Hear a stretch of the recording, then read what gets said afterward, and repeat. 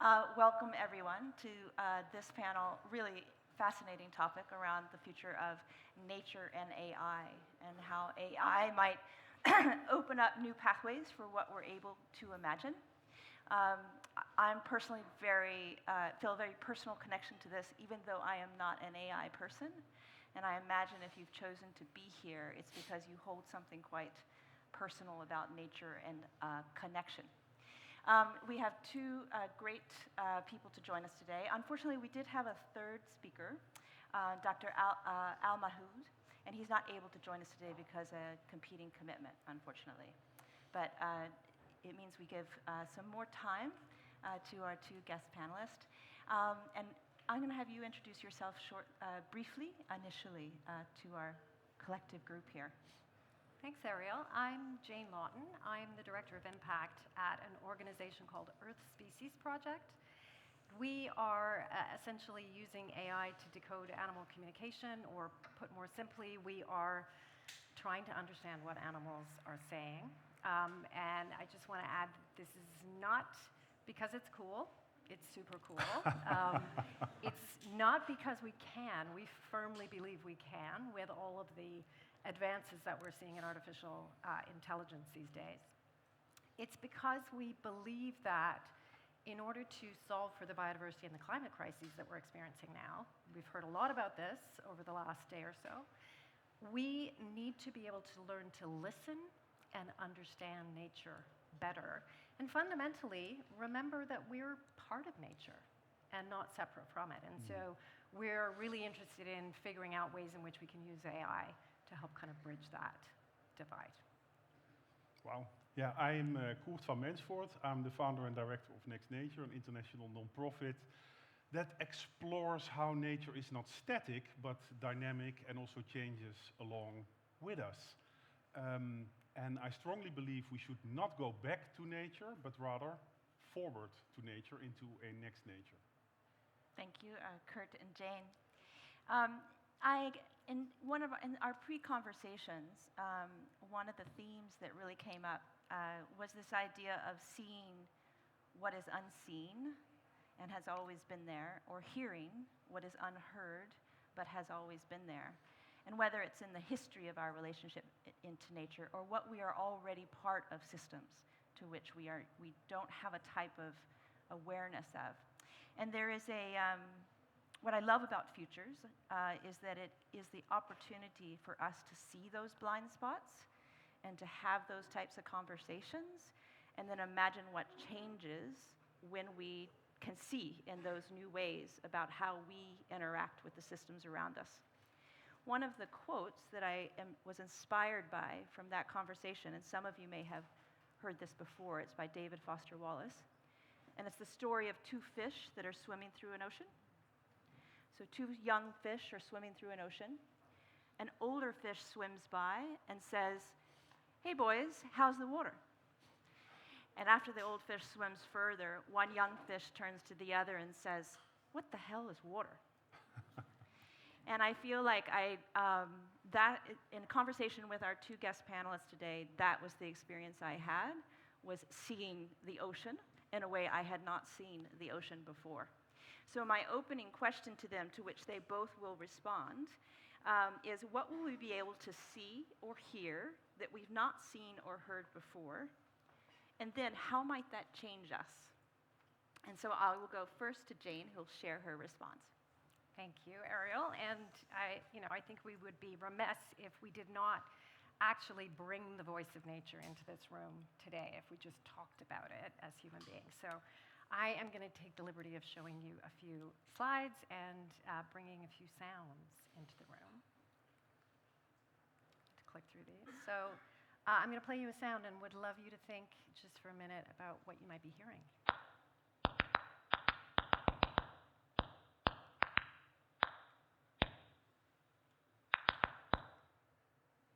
Any thoughts? Is it rhubarb? It's not rhubarb, but you're close. Anybody else? Not spinach, but these folks are exactly on the right track. This is the sound of a tomato plant in distress because it hasn't been watered for a long time. And this research comes from some scientists at the University of Tel Aviv. Basically, they have recorded the sounds of tomato plants, which they communicate in the ultrasonic. So there's no way we can hear them because it's beyond our range of perception. And they basically recorded it over a period of an hour and then sped up those recordings and translated it into a frequency that we can hear. So, plants can make sounds. Other research, also from University of Tel Aviv, is that plants can hear. This is an evening primrose flower, and the experiments that they ran, essentially, they played a whole bunch of different sounds to evening primrose flowers, and only when they played them the sounds of an approaching pollinator did they see that the plants almost immediately produced more and sweeter nectar in response to that sound. So they are able to sense the approach of this particular creature that is in symbiosis with them. So, this just opens up a whole new world for us. And what we, need to recognize, you walk out into a field and you see a bunch of plants and you think it looks really great. There's probably a lot going on in that space that we are just not, we're not connecting with. In fact, it's probably a barrage of sound. And, if you bring it into your life today, if you're sitting at home and you have houseplants and maybe you have a cat, plants are emitting signals at around 75 kilohertz. We hear up to 20 kilohertz. Your cat can hear up to 75 kilohertz. So we don't actually know this, but it is possible that your cat is hearing your plants calling out for water, and you have absolutely no idea that this exchange is taking place. So I think it just, it kind of brings home for us what's going on in the world around us. And so many things that we had no idea are responding to sound. This is the sound of a healthy coral reef. All of the different fish and snapping shrimp and the actual corals themselves. And I think what's really cool here is that we used to think that coral larvae were just sent out in these mass spawning events. Billions of them just pushed out into the ocean. They floated around, landed where they landed. And now the research shows that if you play the sound of a healthy coral reef to coral larvae, they will navigate toward that sound. Again, we don't actually know yet how they do this. And so what I love is it points out the human limitations. It points out how little we know about what nature is actually doing right now. And all the while, we're in the process of destroying it before we can figure it out. One more sound I wanted to play for you. Again, I'd love you to think about what this might be.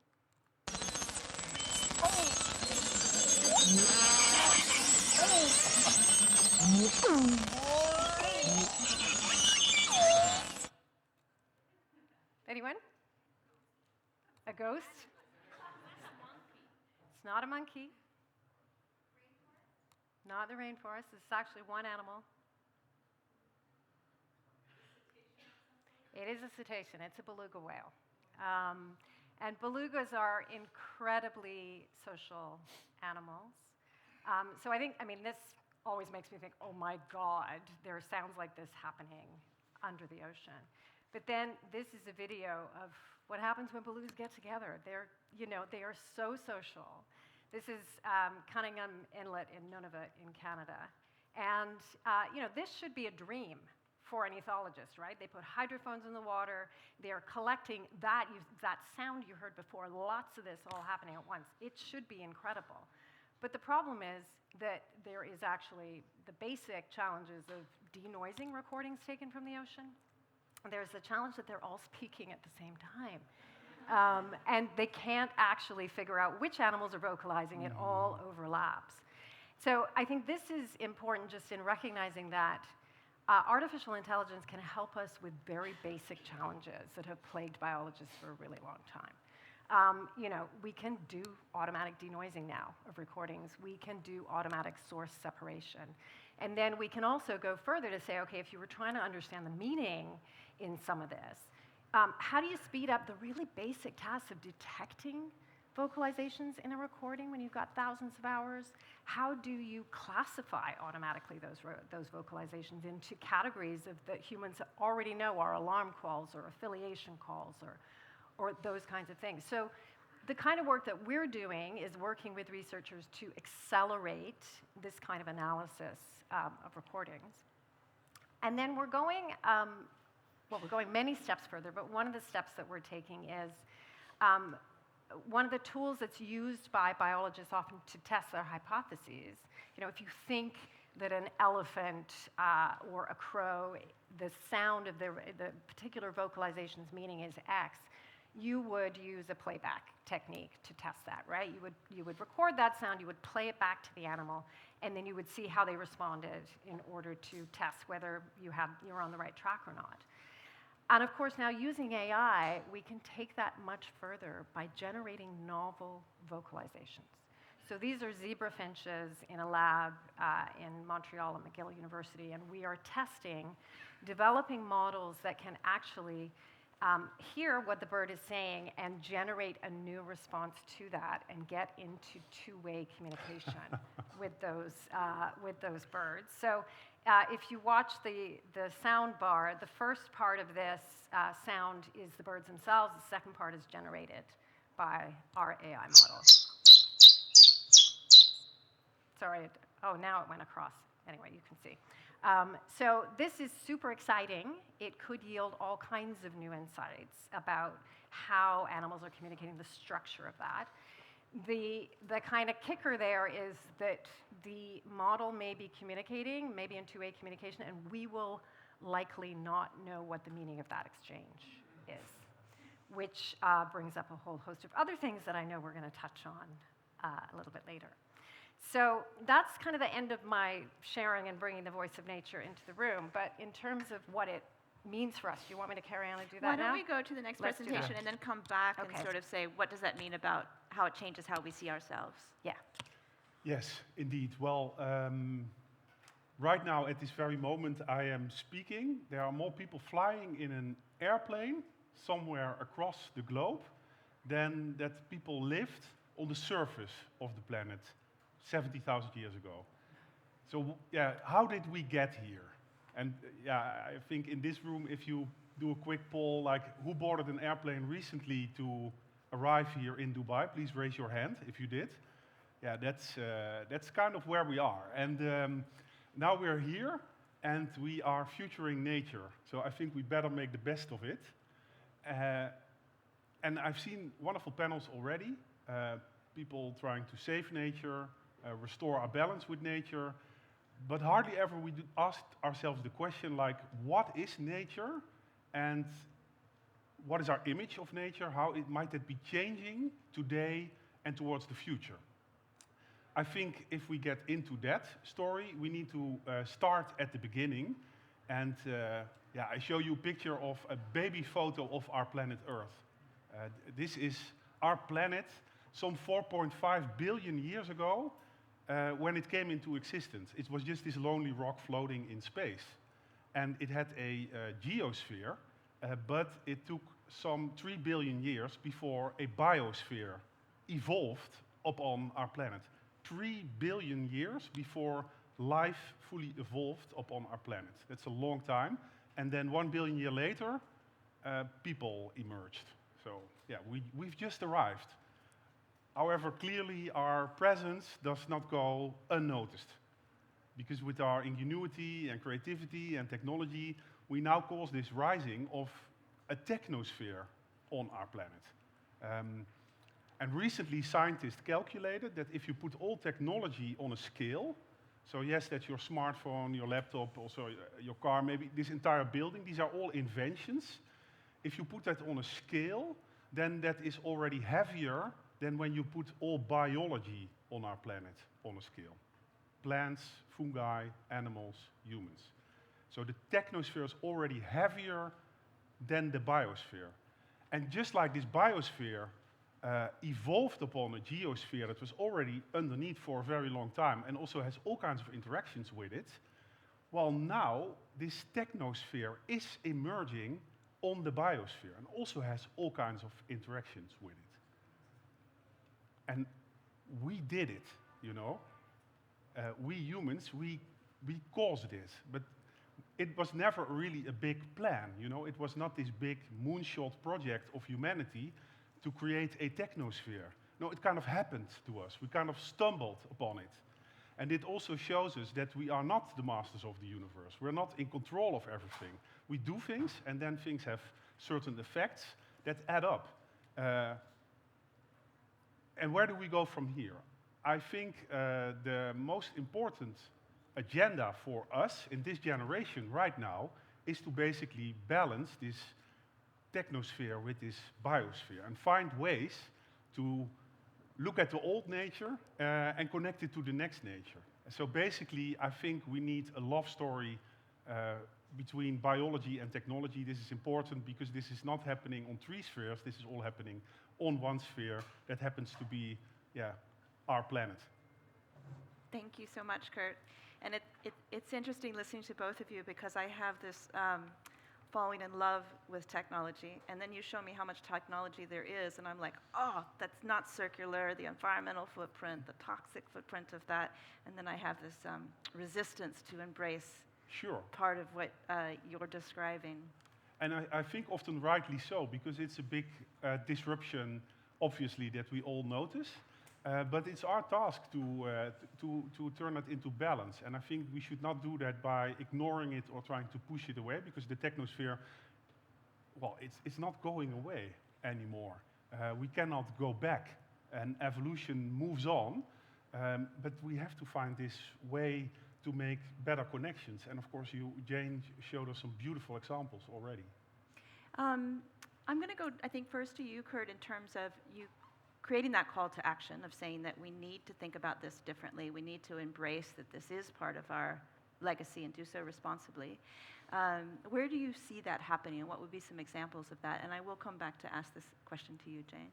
Yeah, I think there are many bad examples, but we need to search for the positive examples and the opportunities.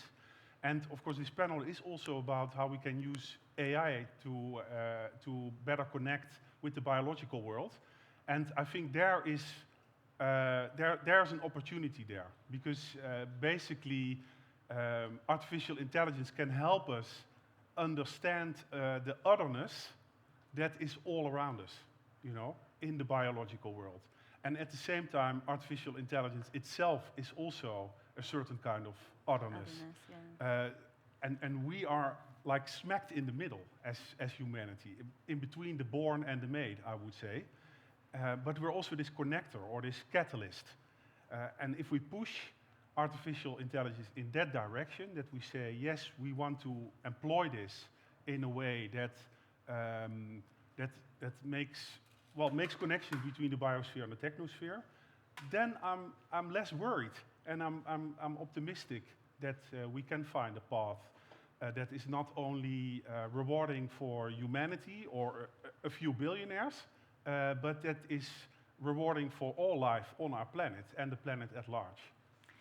And I want to come back to that because you're starting to speak to the how we do this, and I think the how implicitly means who's at the table, and recognizing that actually some of these mindsets in terms of connection to nature, not seeing the separateness we've had for centuries in history. So I'm going to come back to the how in a moment, but I do want to go back to my original question to you, Jane, in terms of how have you changed, or how do you think, looking to the future, either individually, reflecting on that experience, or looking to the future, how has the work that you've done with Earth Species Project changed how you see yourself, or how you think humanity might begin to see ourselves? Yeah, thanks for that. I think just seeing the reactions of the audience, I always love it when I play sounds to people, because I think we're surprised by what is going on out there. And I think what AI can do is kind of open the aperture of our perception as a species, and it does that by making things visible or audible to us that weren't there before. It also does that by finding new patterns in data. We have reams and reams and reams of data now, and we simply, as human beings, are too limited to be able to parse through that data and find the patterns, and AI is extremely good at doing that. So it's doing it in that way, but it's kind of almost opening the aperture of our imagination as well, and allowing us to think about different ways, exactly what you're describing, that we can connect to nature, imagine our relationship with nature. So for me, I think this is the part I've loved the most about my work with Earth Species Project, is becoming aware of what's going on around me. And I've always felt humbled by nature, but this deepens my humility even further. And for me, if AI can help us to understand our own limitations, I think it's already doing that, right? Because it's part of our lives now, and we go, oh my God, that thing I was trying to write for 2 days, ChatGPT did it in 10 seconds, right? So it has us going. Not necessarily well, though, no, let's be honest. not badly. It has us recognizing our own limitations, which is, for me, the most valuable lesson that we can learn at this point in our history, is that we are not necessarily as good at designing everything as we thought we were, and that our history, or the story we have told ourselves of our human exceptionalism is crumbling. And it's a good thing. And because you mentioned limitation and humbling and modesty, still for many people it's very tempting to think like, we are the dominant species here on the planet, we are the masters of the universe, and it's this idea of the enlightenment, and knowledge is power, and then you have knowledge, you have power, and then you can design and control the world around you, and then you arrive in this perfect world. Very old-fashioned 20th century idea. And now we move in a period that we realize, like, okay, we're a very limited species. For a long time in the history of our planet, humanity was just this insignificant being with very little impact, similar to fireflies or gorillas. And then at a certain moment, we started cooking our food, gaining more energy to feed big brains, and have this neocortex, and then start manipulating everything. But we need to realize that we kind of stumbled in this situation. And I think AI is a baby, but humanity is a teenager. And we have to mature all the way to basically find a better and harmonic world. But if we see it, then next we can also take our position, more modest, more limited, and we realize we also need certain technologies in artificial intelligence to help us to operate and perceive our world at a planetary level.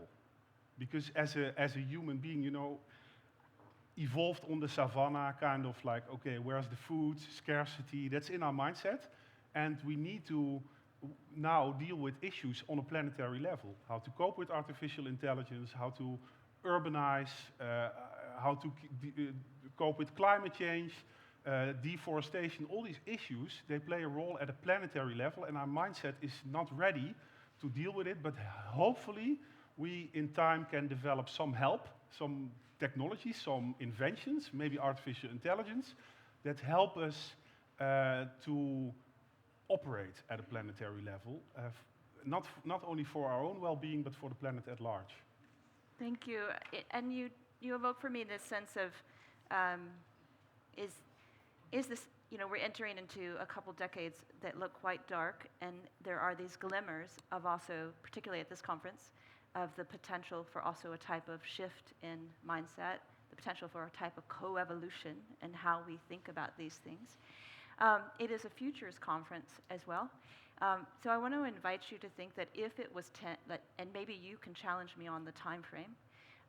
Let's say that it's, I'll give you some leeway, not 10, but maybe 30 to 40 years from now. And we had achieved what you talk about in terms of almost a new type of consciousness, in terms of a sort of Earth citizen, a new type Earthlings, of Earthlings, a new type of awareness in terms of humility and co-evolution and co-creation. How do you think we would create those pathways in order to do that? And maybe even break a little bit beyond the the pockets of futurists that are already doing it, but that begin to introduce that into more of a mainstream culture? So, yeah, I can go first on that one. I think what we're seeing today offers so many different opportunities and pathways. And if we put ourselves out 30 years, and we're fairly sure that in the next 5 years we're going to have incredible breakthroughs in decoding animal communication. That doesn't mean we're going to have Dr. Dolittle translators in our pockets. I would hope that we don't have that, because I think that could be more harmful than beneficial. But we're certainly going to have gained really, really interesting new insights, and probably ways in which AI can almost, to your point, act as a bit of an intermediary in helping us connect to and then almost understand the desires, the needs, the perspectives of other species. And if you think about the value of that as we're grappling with, how we create balance in our relationship on the planet, think about human-wildlife conflict situations as an example, right? Where we are trying to figure out how to meet the needs of wildlife and to meet the needs of human beings. And usually what happens is the perspectives of humans are weighed very heavily, and then there's a biologist who says, well, but wolves need X, Y, or Z, or bears, like to behave in this way. What if we were able to actually discern the needs, desires, and perspectives of those animals directly using AI? Like, what would be the power of that in resolving some of those conflicts? Like, how could we think about assigning value? We're talking a lot about valuing nature. I've heard that a lot. It's not necessarily a concept I agree with in terms of putting an economic value on nature. But if you flip it a little bit, if you say, okay, the mountain gorillas of Rwanda earn huge amounts of ecotourism dollars every year. In fact, they probably pretty much prop up the economy in Rwanda. If you were to vest even a portion of that money with those gorillas, and you were able to allow them to pay human agents for what they need and want from us, how might that fundamentally change our relationship with another species? And so if I put myself 30, 40 years in the future, I'm thinking about ways in which we design governance mechanisms for the planet that incorporate the perspectives of other species. And this is going to, I sort of predict that this is going to happen both in ways that confront us very dramatically, and also in ways that just start to, almost like a Trojan horse, start to infiltrate the things we're doing. I mean, we already heard about rights for nature yesterday. Like, these things are happening in courts. Like, this will slowly start to shift and become more sophisticated, and the world could look very, very different. Are you getting some of the interest in Earth Species Project's solutions from those actors yet? Like, the people that would Very be much able so. are starting to pull for it? Absolutely. So yeah, we heard, I don't know if you were in the room yesterday, but we heard from Grant Wilson of the Earth Law Center on rights for nature, and we're beginning to explore, like, if we put ourselves 5-10 years in the future, and you can discern from another species its desires and needs, what does that start to look like in a court of law? What needs to be admissible for that voice of nature to actually be weighed in a judgment? Yeah, and this is fascinating because already you see nature, we try to represent nature in the boardroom, and then typically it's this human being that takes this position in that boardroom representing nature, but now you see it also already moving towards, like, okay, let's ask an artificial intelligence to represent other biological beings in the boardroom, because maybe they can do a better job. And I think that's also, for me, it's a love story between biology and technology that we need. And it's a different world. We will stumble. It will not be perfect straight away. But I think in that direction to explore, I see a lot happening in the next few decades. And also I like to respond to what you mentioned about, basically connecting economy and ecology, right? Because now we have this financial system that we humans, we made it, although we don't really control it. It's almost like an ecology in its own right. And I think bankers can still learn a lot from farmers who have huge experience of coping with ecologies that you do not control entirely. Think of the weather, the climate. You're not in control, but you deal with it. You kind of guide its growth. And I think in our financial system the same is happening, but we don't have the mindset yet. Plus, it's disconnected from the biological world. So, yeah, I think we need to start creating eco-currencies and eco-coins that we reward positive, sustainable behavior. And that you actually get paid if you do good for the planet. So yes, if you are this group of gorillas that has a small portion of area but a big impact on tourism, well, we should pay them. And yeah, how to organize that, I don't have all the answers right now, but there are lots of smart people in the room, and I think we should just turn this into a project and do it in the next few decades. I am aware of the dopamine hit of tech optimism, particularly to address things that really worry me and worry other people. Yeah. And in some of the discussions over the last few weeks, over the last few days, there's been this idea that there are technologies that can provide solutions, but there are also social technologies. There are how do we have conversations in new ways? Who is in the conversation and contributing to it? And that the social technology is actually where we probably have a mini blind spots as well in terms of understanding what a just transition is.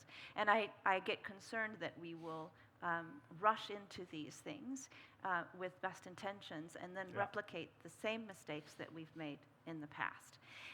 So could you each respond a bit in terms of, and I think part of doing a transition well is to recognize you don't have the answers, but we're going to do it together. And we're going to learn, and we're going to identify the right questions and those types of things. But with your each respective, lens on this question, where you are observing a transition, calling for a transition, can you speak to the social technology side, what you think is really important that keeps us from just replicating many of the same mistakes we've made in the past? Shall I?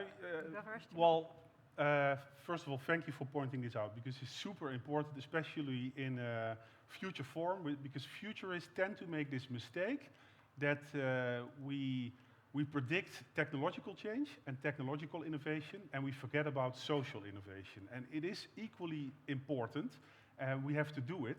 And also, the techno-optimism is risky when it becomes techno-utopism. Like technology will save us all, it will fix all our problems, and then we will basically shift the issues of today out of the frame of today in the future, and the future will fix it. And this is, of course, super problematic and super naive, because I think what's happening with technology is that we are playing with fire over and over again. Every time again. Every new innovation gives us new opportunities, new chances, some of we already discussed, but also new risks and new responsibilities. And I think this never ends. In that sense, nature will not let us relax, because every time that we think, okay, we have this new connection with nature and now we're in a good conversation, then nature likes to hide itself, and it shows itself in different spots, and in that sense is this infinite sparring partner that we live with. Thank you. Jane?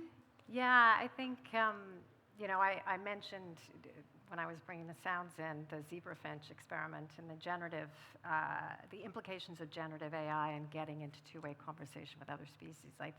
This is less about the human social dimension, but more about the social dimension among the other cultures that we are planning to connect with. We could get to a point fairly quickly where we are messing with other cultures. We could develop technology that can be used very effectively by poachers, and it already being used in commercial agriculture to more effectively control animals, so that we can produce them more rapidly, consume them more rapidly. So I think there are huge ethical dimensions of this. We definitely need to make sure that we're thinking about the responsibilities that we're bringing into being at the same time we're bringing this new tech into being.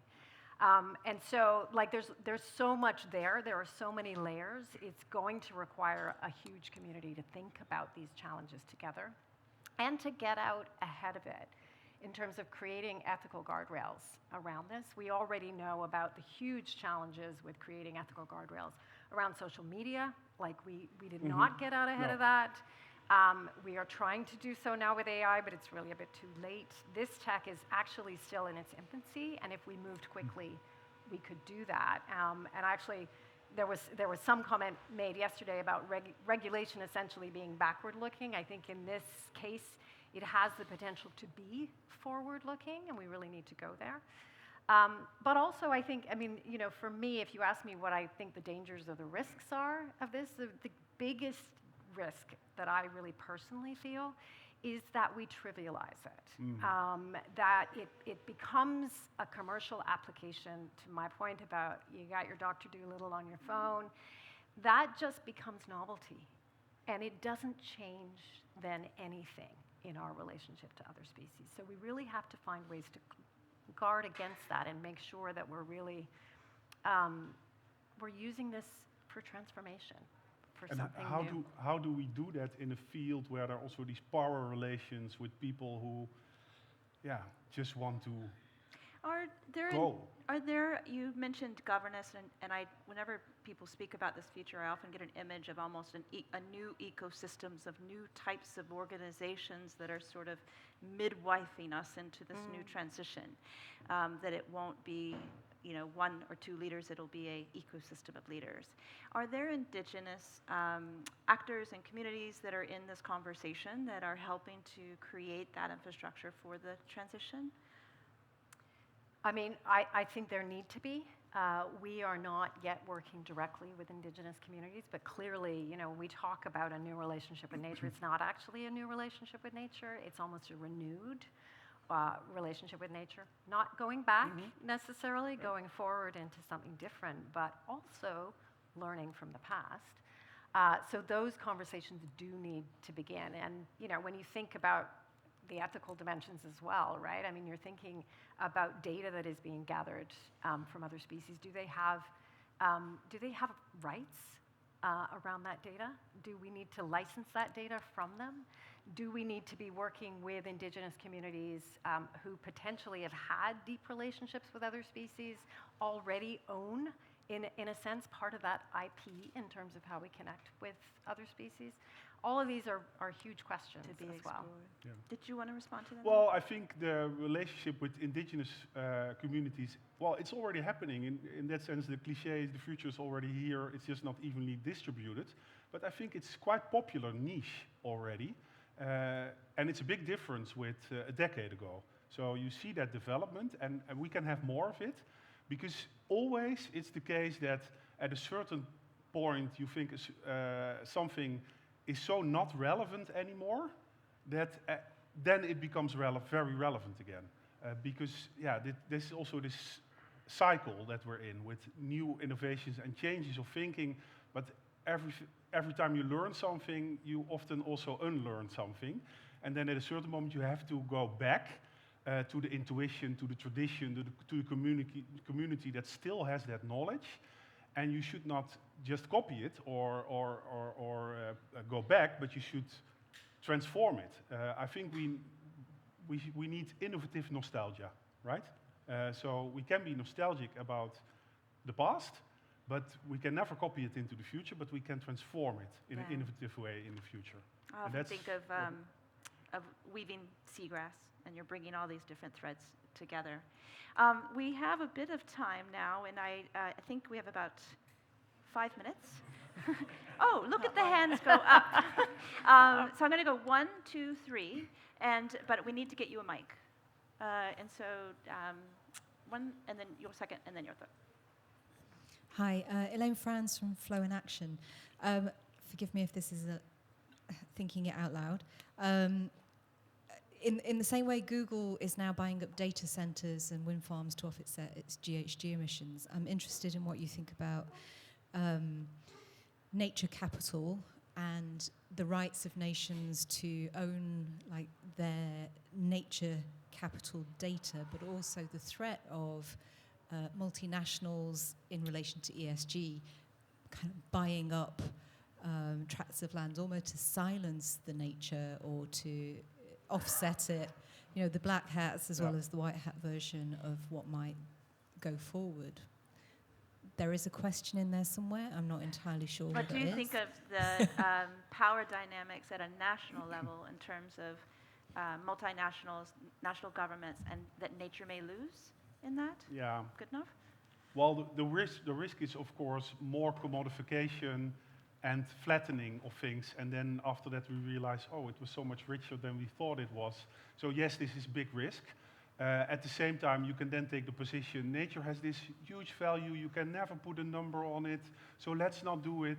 But if you don't dare to step in that space, then the value might be there somewhere in your mind, but it's not being articulated.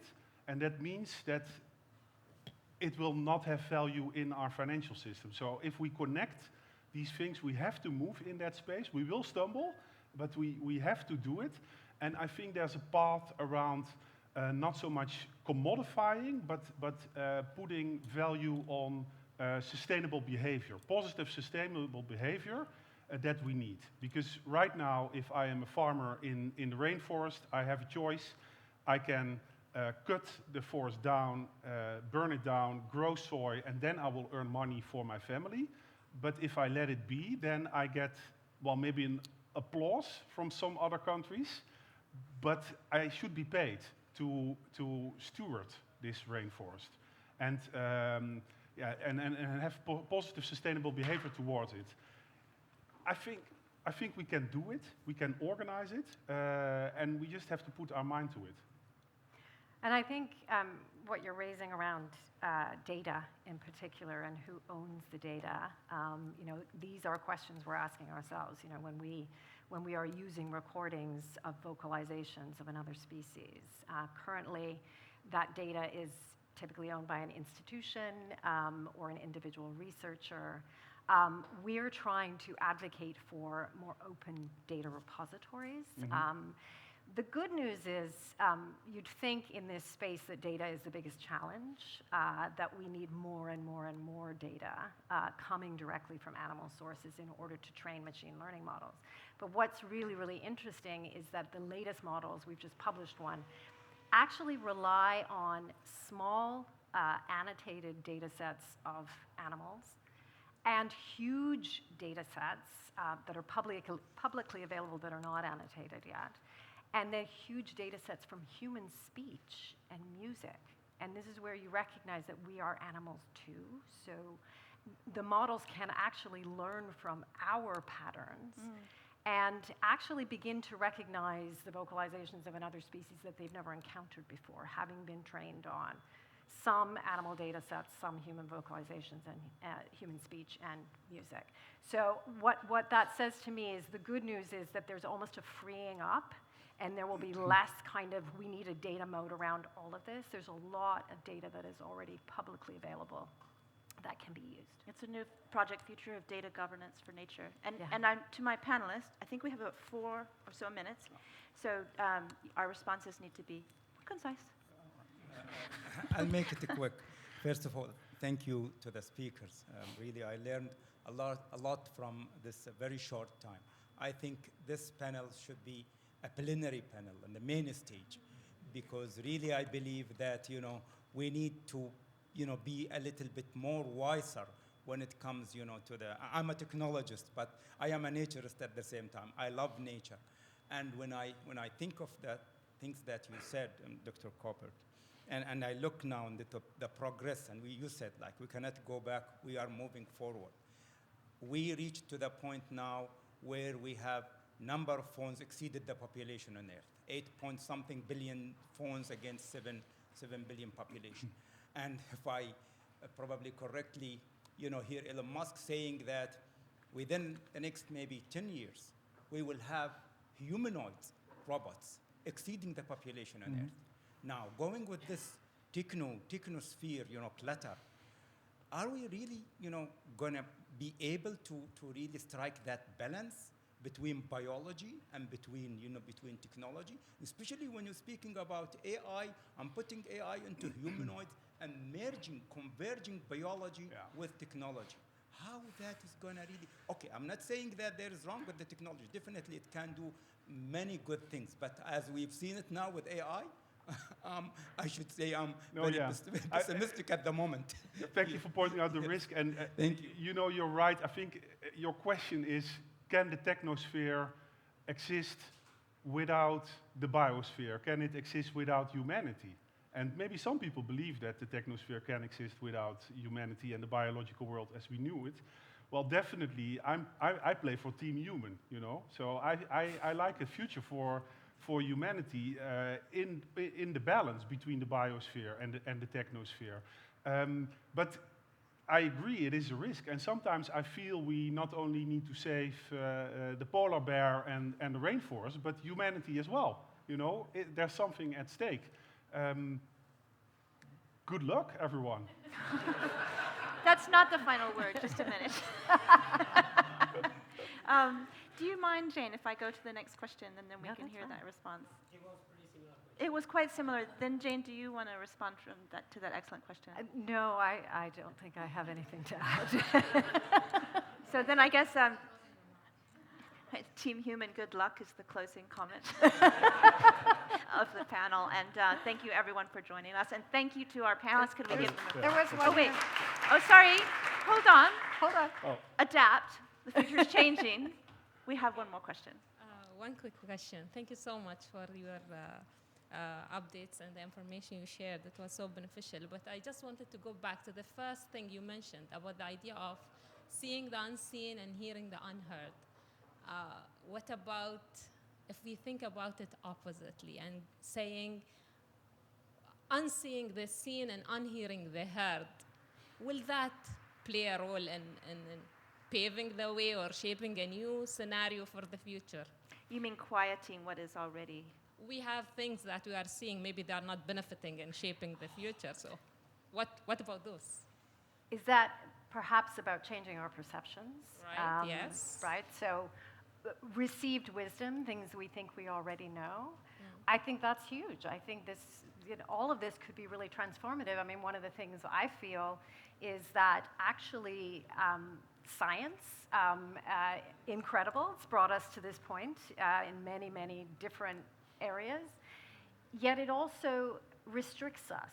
It keeps our view often fairly narrow and fairly limited. Even the fact that most scientists will not acknowledge that there could be the possibility of language in another species because we have narrowly defined what the hallmarks of language are, and they are anthropocentric. So how do we use technology almost to relearn, to reteach ourselves, to flip things? I think that's absolutely what we're trying to do. Okay. Thank you, everyone. Thank you. Thank you, panelists. Yay.